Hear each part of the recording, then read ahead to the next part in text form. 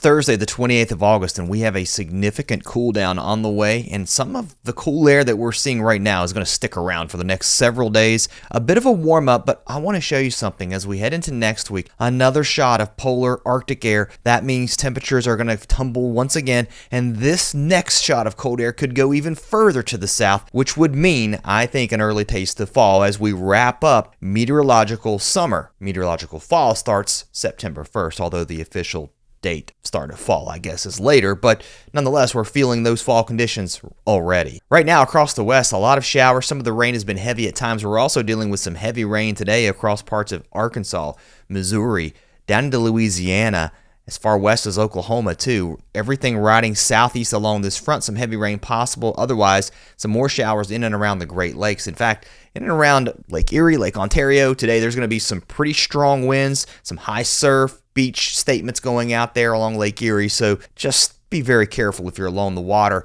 as we're dealing with some chop. All right, as we head through the weekend, we're going to start to see temperatures modify a little bit the further south and east you are, especially here across the Central Plains, numbers going back up. Otherwise, we're staying cool, a little bit damp at times across parts of the Northeast, and then especially under this upper low. But once you get away from that, some sinking air, drier conditions, very fall-like as we head through this Labor Day weekend.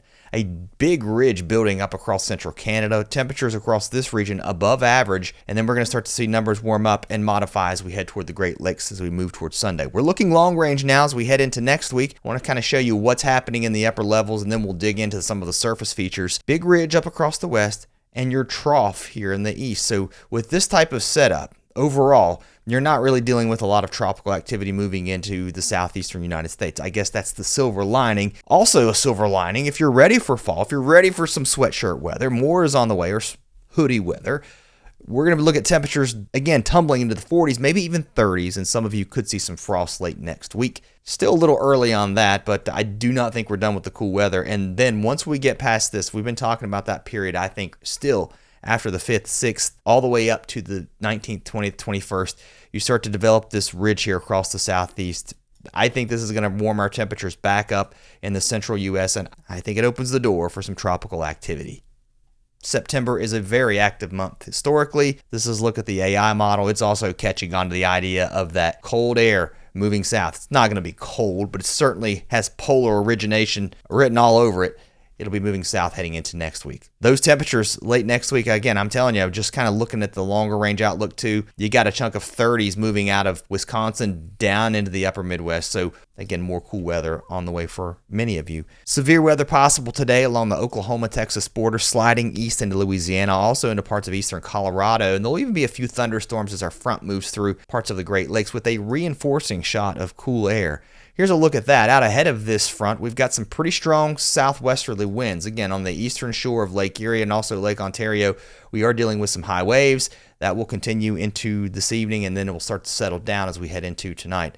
That punch of cool air starts to move into the northeast. A few showers possible across parts of New York State tonight, into parts of New Hampshire and Vermont. Not a lot of rain, and we're pretty much precipitation free further to the south. Although, once you get toward southern parts of Mississippi, Alabama, Georgia, into Florida, quite a bit of rain possible. Our front is sort of washed out across this part of the country. With that said, more concentrated showers and storms. Otherwise, northwest flow in the upper levels, surface high pressure building across Michigan. Beautiful weekend setting up with sunshine, temperatures in the 60s and 70s. Some areas back into the 80s a little bit further to the south. And precipitation-wise, though, we're relatively dry across this region. Much cooler, at least than what we've seen so far as we end summer. Tonight, another cool one. Many areas have been in the 40s and 30s even. I think as you head into tomorrow morning, temperatures will again be cool. A little bit milder across the board for many areas, and then heading into Friday afternoon. Another mild day. That cooler air being felt here into the northeast as we head into Friday. Friday night into Saturday morning will be interesting. These deeper valleys in the Poconos, in the central mountains of Pennsylvania, the Adirondacks, the Catskills, the Green and White Mountains. You get down in those valleys.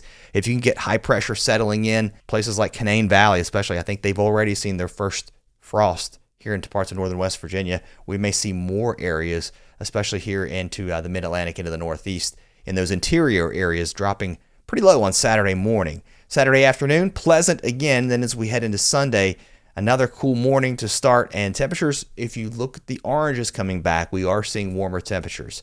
Further to the west, we're dealing with quite a bit of shower and thunderstorm activity again today across parts of Montana, Idaho, Wyoming. Some of these storms across Wyoming and Montana could produce some heavy rain. And then this piece of energy starts to slide east over towards North Dakota into the plains as we head into Friday and Saturday. So our rain chances start to increase across Nebraska, into South Dakota, and further to the east as we head into Saturday afternoon, Saturday evening. We may bring the storms back into parts of western Kansas, western Oklahoma, and North Texas. Temperatures across the west a little bit cooler, especially as you get underneath these showers and thunderstorms. Heading into Friday, we start to push those rain showers a little bit further to the east and across the Pacific Northwest with a bit of ridging. We're still talking about highs in eastern Oregon and Washington climbing into the 90s. Further to the east and south, across Oklahoma, Arkansas, Louisiana, we have a pretty decent risk of some flooding. There's already been multiple flash flood warnings going out. I think that's going to continue as we head through the day today. So stay weather aware and watch out for flooding in this part of the country. Otherwise, dry, kind of quiet, maybe a few showers trying to swing through parts of Minnesota, dropping down into Wisconsin as we head into late Friday afternoon, but otherwise relatively quiet across this part of the country once we get past today, heading into the weekend. There comes that energy out of the Rockies, moving into the plains, so rain chances going up again heading into Saturday across the plain states, and then more showers along the Gulf Coast. Some of those could be heavy at times with some decent rain. Hot across Texas, south of the front, it's baking still. North of it, we're relatively cool, and then heading into tonight, into Friday, a little bit warmer, I think, especially the further north you go, if you can get into some of the sunshine up here into parts of Missouri, up into Iowa, Nebraska, Kansas, northeast Kansas, I should say, Kansas City, probably getting close to the mid-80s once again. All right, let's look at the tropics before we go really quickly. The National Hurricane Center watching this piece of energy way out in the Atlantic for some development. This system has a long way to go. Otherwise, that one disturbance we were watching earlier in the week, as expected, is moving into a very unfavorable environment. It's really falling apart. And then if you look across the country, you can kind of see how the southeast is being protected by this really fast jet right here. So as long as you have this, you're protected. But I think it breaks down as we head into September. If you're new to the channel, I do a weekly winter update forecast. If you missed that, you can check that out. Well, it's right over here. I'll see you over there as we dig into some of the things that might be impacting our winter. Another one's coming out this week. So again, make sure you subscribe. Come back.